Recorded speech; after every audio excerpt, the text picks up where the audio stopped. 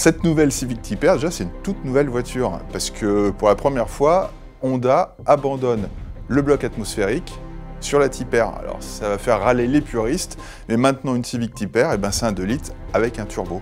Alors, on entend déjà qu'ils vont dire « Ouh là là, mais c'est plus une Type R, si c'est un turbo, ça va devenir une compacte aseptisée ». Ben non, pas du tout, parce que ça fait quand même 310 chevaux, ce qui est quand même pas mal dans la catégorie. C'est aujourd'hui la traction la plus puissante de sa catégorie.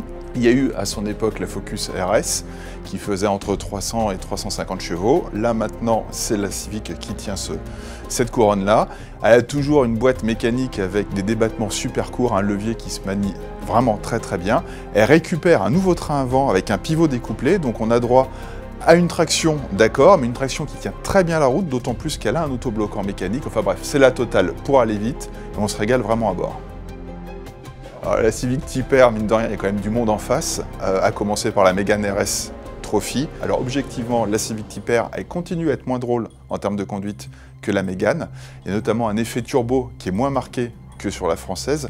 En revanche, c'est bien plus sympa à conduire qu'une Golf GTI ou une Seat Leon Cupra. Donc c'est vraiment en fait un peu le chaînon manquant d'une voiture qui fait le lien entre les voitures allemandes qui sont performantes mais à la conduite un petit peu aseptisée, et puis la Mégane qui reste cet électron libre de la voiture traction absolument parfaite à conduire avec laquelle on se marre. Et la Civic Type R va retrouver prochainement sur sa route la nouvelle Focus RS, mais la nouveauté c'est que la Focus RS abandonne sa simple traction avant pour devenir une 4 roues motrices. Honda a décidé que les 4 roues motrices, en tout cas sur la Civic, c'était pas pour tout de suite. Alors on va voir vraiment en termes de performance, on suppose que la Focus sera un petit peu meilleure parce qu'un peu plus puissante et aidée par sa transmission, mais de ce que j'ai pu en voir, déjà la Civic elle accélère vraiment fort.